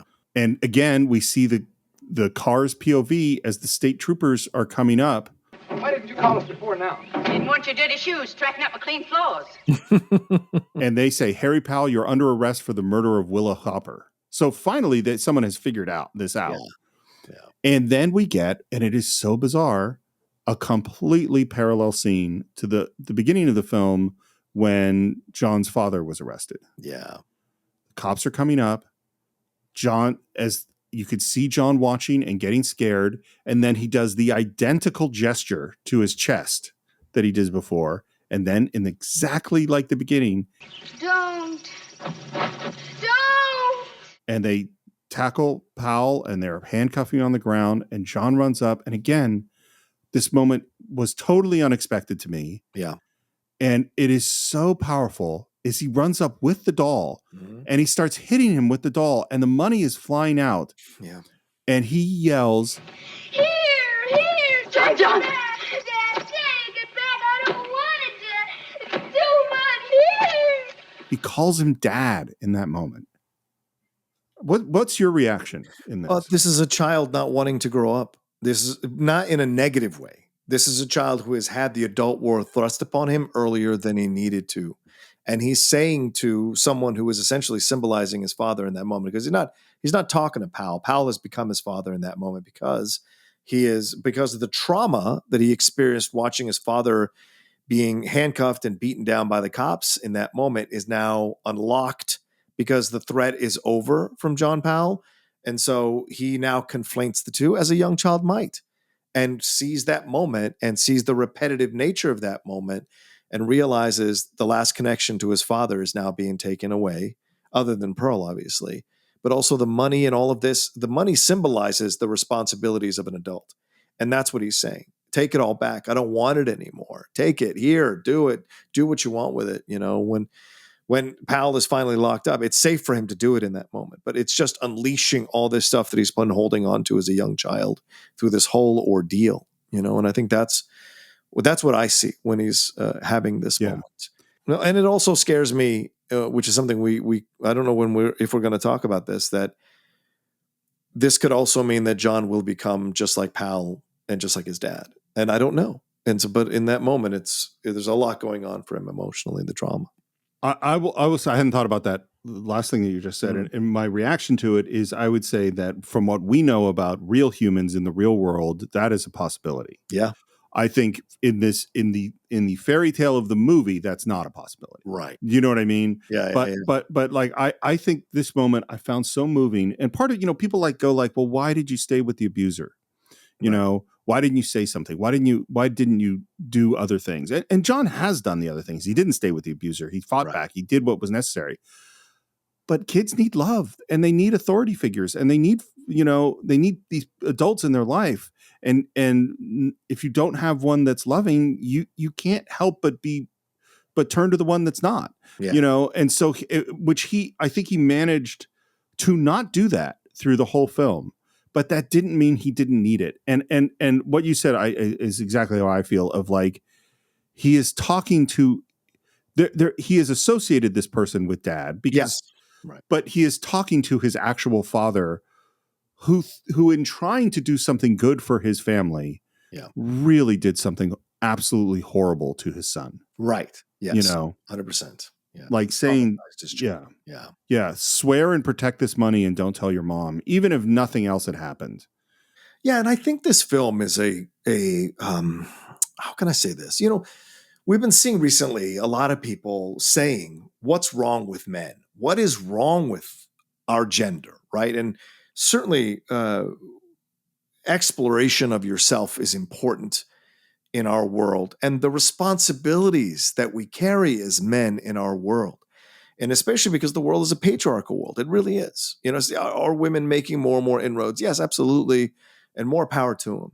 But it's still a overall patriarchal world. And I mean across the world, the globe, right? We're dealing with this situation here with a Federation official from Spain taking it upon himself to essentially physically assault one of the players because he wanted to indulge his sexual attraction or possibly, and kissed her, and then grabbing his nuts and grabbing one of the girls and putting it over her shoulder so her butt is right where his hand is, grabbing the coach, grabbing one of the breasts of the female assistant in a moment of jubilation. These are these things, and they blamed the women. Both of the men initially blamed the female players for enticing them into doing these things.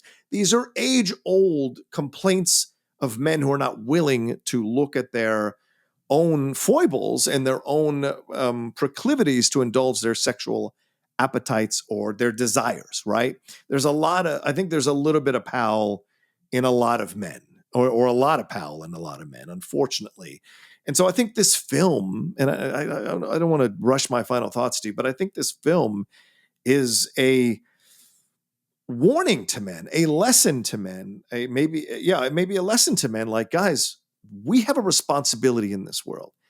With great power comes great responsibility. If it is a patriarchal society, which it is, then the responsibilities of us is larger. The responsibility to create a better world is on our shoulders, and we must do better. We must not be an idiot on Twitter or on social media crying about pronouns in a video game. We have to do better as men. And I think this film, even in the 1950s, is saying, men, you must do better with the responsibility you've been given in this world, whether it's in the religious sector or in the non-religious sector or in just society in general. We must understand the weight of the responsibility we carry and the power of us to hurt and destroy and abuse that power, and the generational trauma that we administer on people in our society because we are irresponsible with that power. So that's what I feel like Laughton might have been saying about men in our society. And as a gay man, what he must have experienced from what is a overwhelmingly heterosexual patriarchal society, what he must have experienced in terms of the abuse and the disrespect, That was beautifully said. And of course, I agree with it. And there's one, it's not, I'm not pushing back on anything that you said, but there's one thing I want to add to it. First of all, just before we leave this scene, is you got to watch Lillian Gish and her reaction. Yeah, it's great. And you see the understanding come over, like, because she didn't know what the hell's going on. Yeah. And now when that money comes out of that doll and you see what's happening, like, oh, I understand what's happening. Yes. The thing that I would add to what you said so beautifully is it's not just men in this movie, because what we cut to is Icy Spoon yelling, "Lynch him." Lynch him! Lynch him! Right. Because she is not as evil as Harry Powell. She's not a serial killer. Right. But she is a destructive force in this movie. From our experience of the town that they live in, Icy Spoon is the most powerful person we see in that town. You know what I mean? Yeah. Right. Like she is doing her own little game with all the ladies of the town and framing things that come out of her space, But she's an agent of the patriarchal society. She's in essence an agent that allows the patriarchal society to exist because she wants it to exist. So yes, you're absolutely right. There are women who contribute to the patriarchal society who abuse other people in the patriarchy and take advantage of it. Certainly we're seeing that in all sectors of the world lately. So yes, you're absolutely right on that. But it's the overwhelming arcing thing of men being in charge of the world and what they do to people to make them believe they have to act a certain way in order to have power in this world, women included. You will never hear me argue the point that essentially 98% of all the terrible things that have been done in the world, the biggest ones have been done by men. You know, like that. So I'm totally with you on that. Again, because I knew nothing about this movie, it just continually surprised me. Yeah. And I completely did not expect cutting to Icy Spoon screaming lynch him in this film. Like that, the fact that the movie goes to this place, which is fucking terrifying to me. Yeah. Yeah. Even though Powell is a horrible, evil person. Yeah. And they yell Bluebeard, which of course is the famous story of this man who killed all of his wives and, you know, of myth. And what we hear is that that preacher Harry Powell had 25 wives and killed every last one of them. Yeah. Wow. Yeah.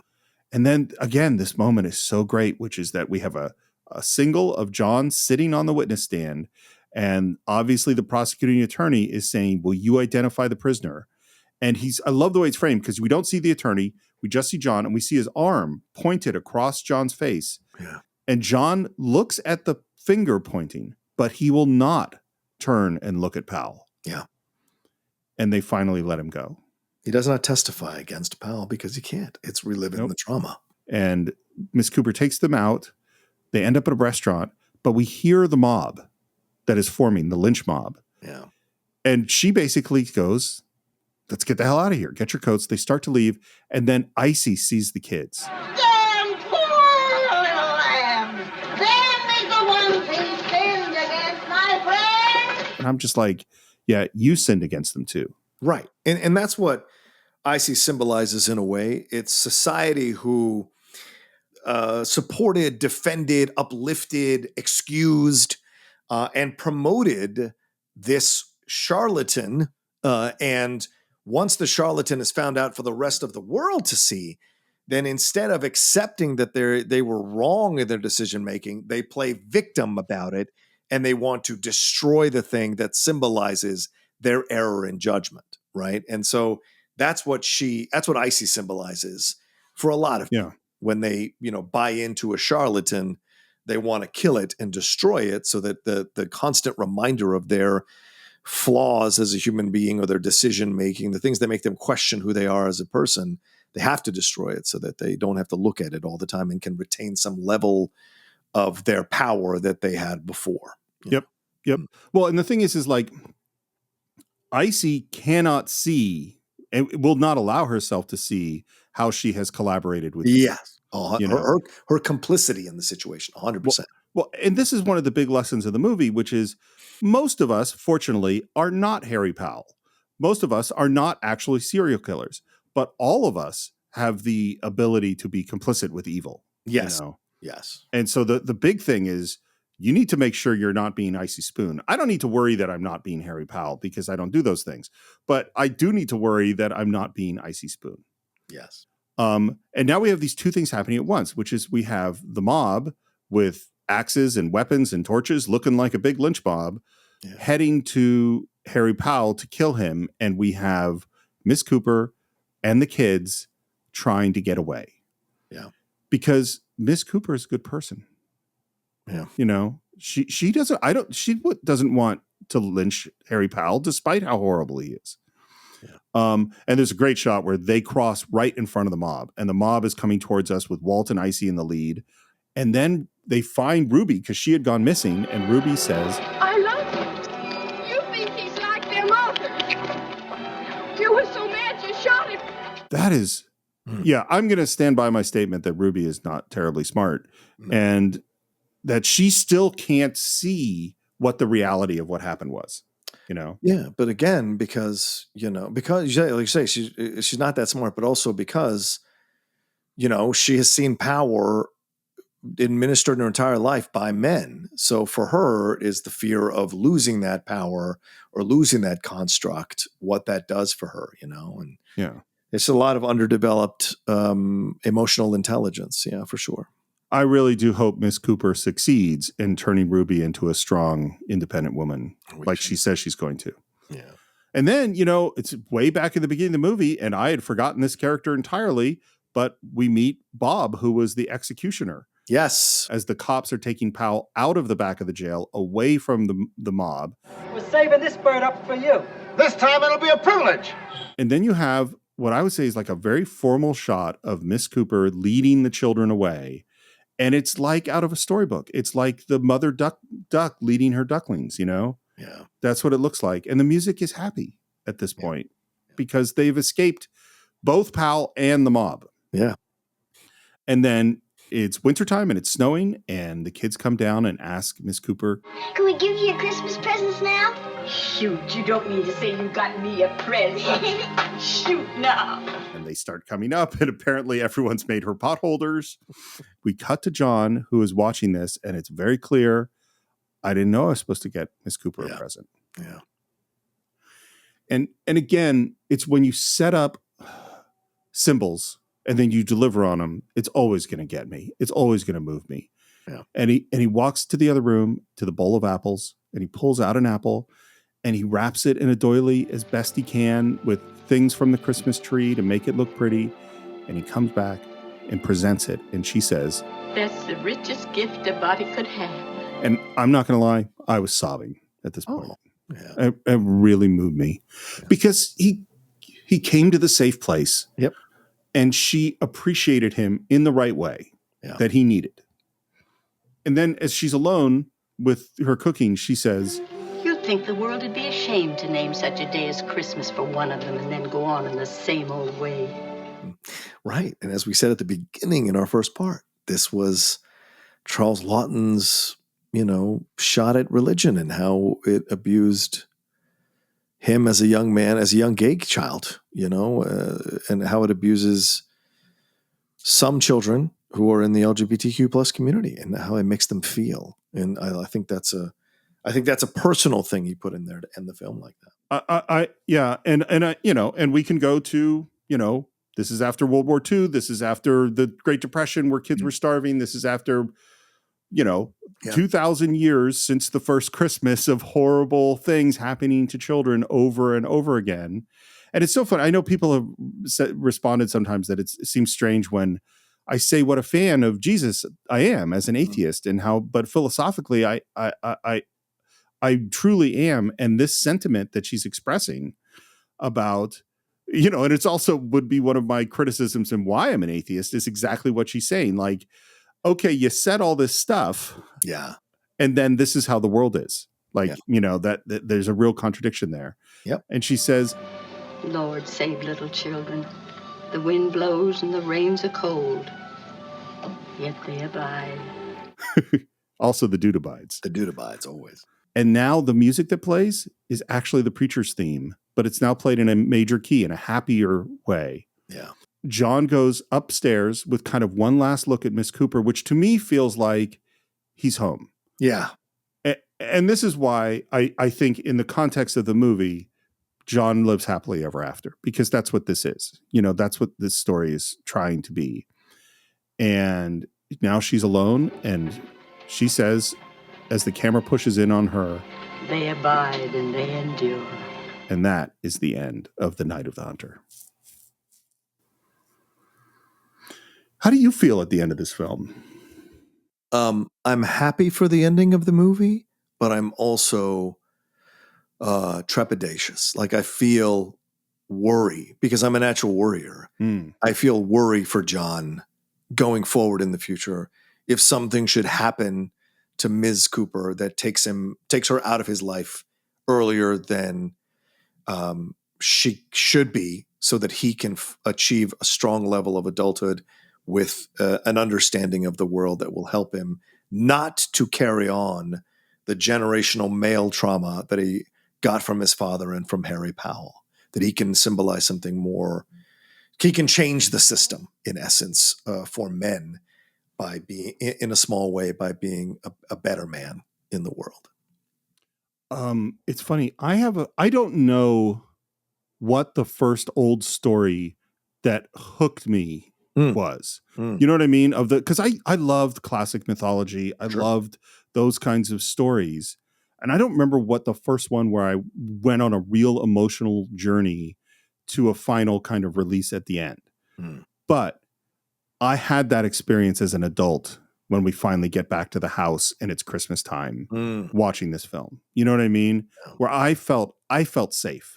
Yeah. Because the film made me feel so unsafe. Yes. Right. That when John brings her the apple, and you said it before, the apple symbolic of knowledge, it's also symbolic of the beginning of life, of the beginning of family, of the beginning of all these things, and of the Garden of Eden. And so I felt this amazing sense of relief and safety at that moment.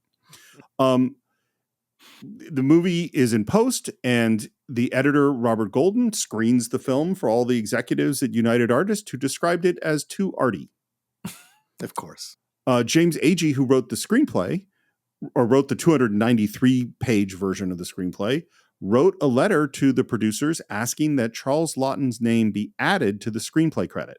Oh, wow. Because he knew that Charles Laughton, but they made a 90-minute movie based on Laughton's script, not Agee's. Yeah. Yeah. Charles Laughton refused. And I love that so much. I just love, again, it's like the opposite of Orson Welles. He didn't want any extra credit.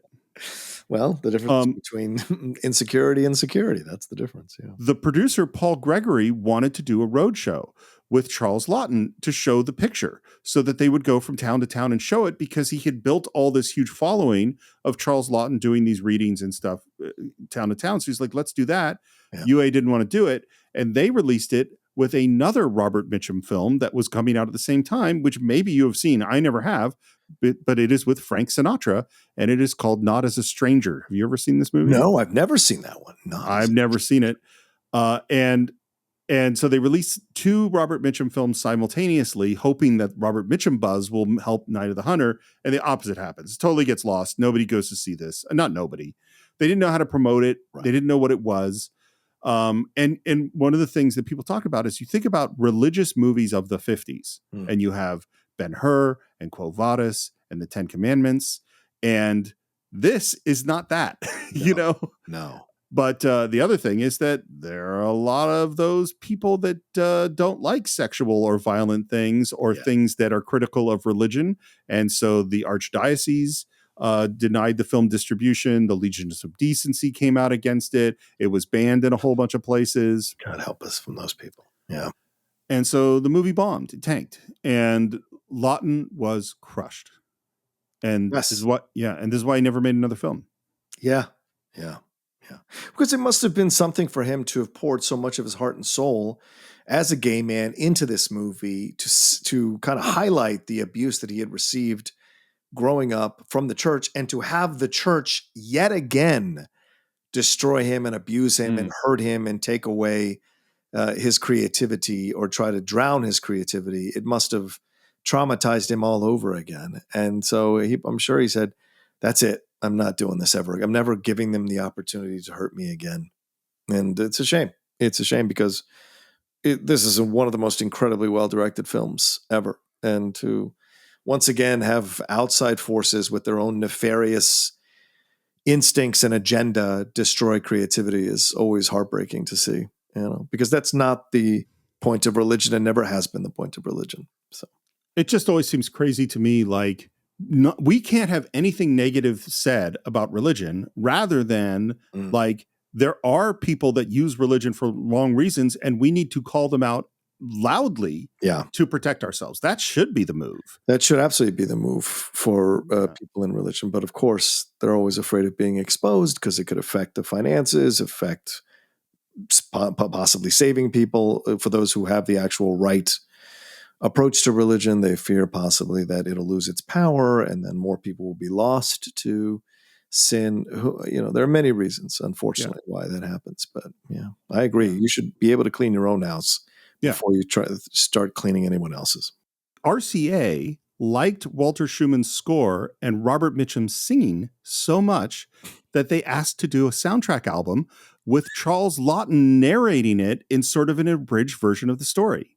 Interesting. Yeah, which I kind of would love to hear. It's sort of strange. And then it's funny. It's similar to the story of Citizen Kane. Now, Citizen Kane was much more successful than, it had Oscar nominations, stuff like that. Right. This didn't.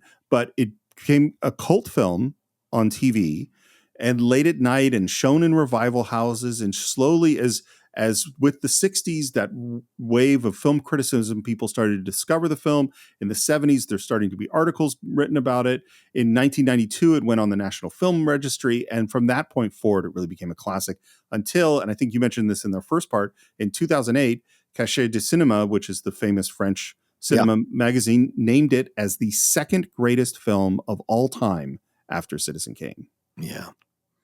Now, I'm going to take some time to reckon with that. But you're saying you disagree. Fair enough. No. I'm not saying that. I mean, that's just, I mean, other than Citizen Kane, for me, that list gets real hard. Yeah. What are your final thoughts on Night of the Hunter? I feel like I've been through an incredible experience as a lover of movies, right? It's always great to discover a classic film that you haven't got around to watching, even though you've seen a lot of them. And being reminded of the power of these classic films and how important they are. And, I have a proclivity to enjoy classic films. So when they're done well, they really work on me. But there's an intelligence here. There's a ahead of its time message, of a progressive message here that I thoroughly enjoy. But I also am blown away by Charles Laughton's abilities as a director and what he intended to do with this film. As we said in part one, he wanted to evoke the best of the silent film era, yet make it work in a talkie, in essence, modern film for that time, and have again, like evoking the past, bringing it into the present for people to understand, and us revisiting the film in a way. We're going into the past to make connections to what's going on in our world today. And the timeless nature of a film is what makes it a classic. And this is a timeless film with themes, with symbolism, with messages that still sadly resonate with a lot of us today, still sadly are topical today in our world. And so from a technical point of view, it's a phenomenal film. Dare I say, possibly a masterpiece in its approach and what it was trying to do.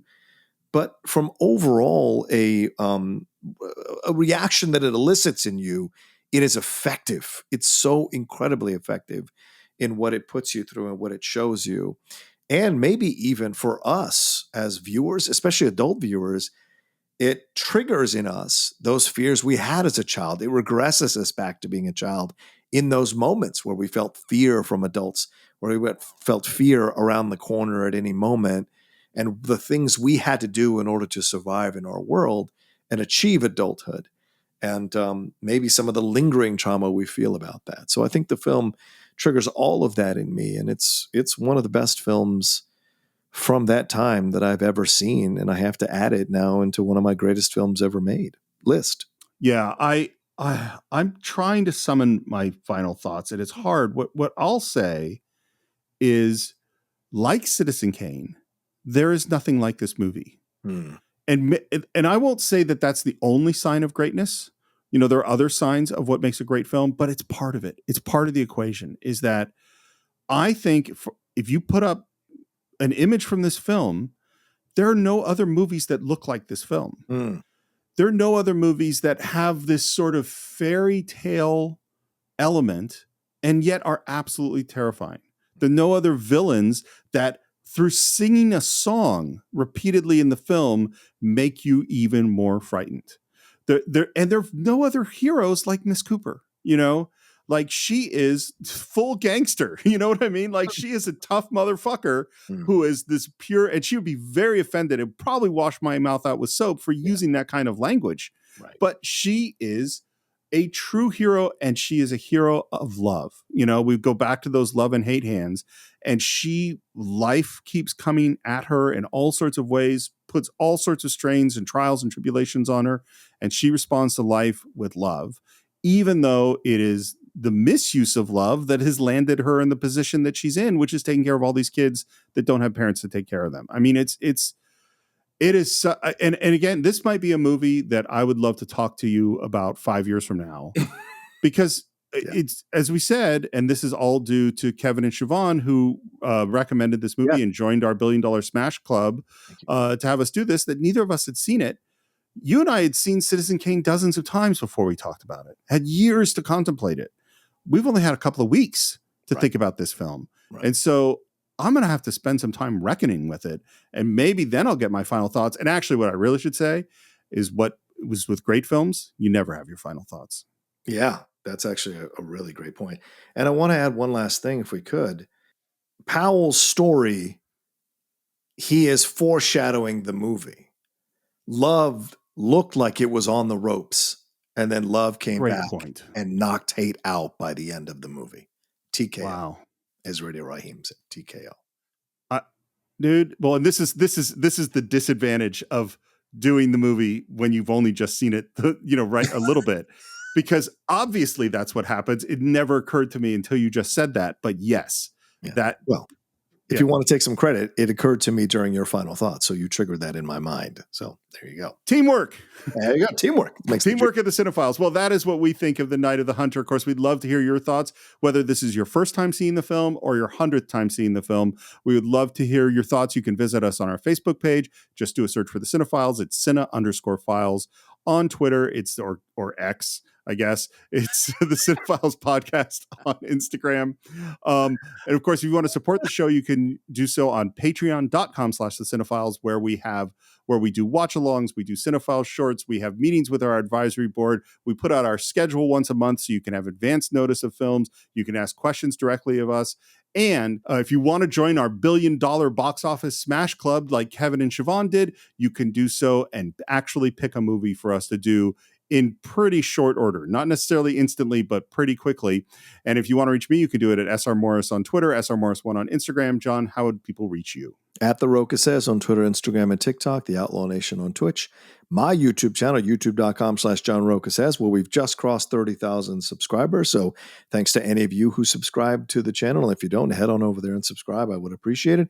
And my other podcasts, the Hot Mic and the Geek Buddies, they're out there for you all to enjoy. I literally been binging the Geek Buddies recently because I hadn't seen Flash, I hadn't seen Blue Beetle, and I hadn't watched season 3 of The Mandalorian. So I've been listening to a lot of Geek Buddies, and it's all been fantastic. Thank you, dude. So that is it for this week. We will see you next time for another great film right here on The Cine-Files.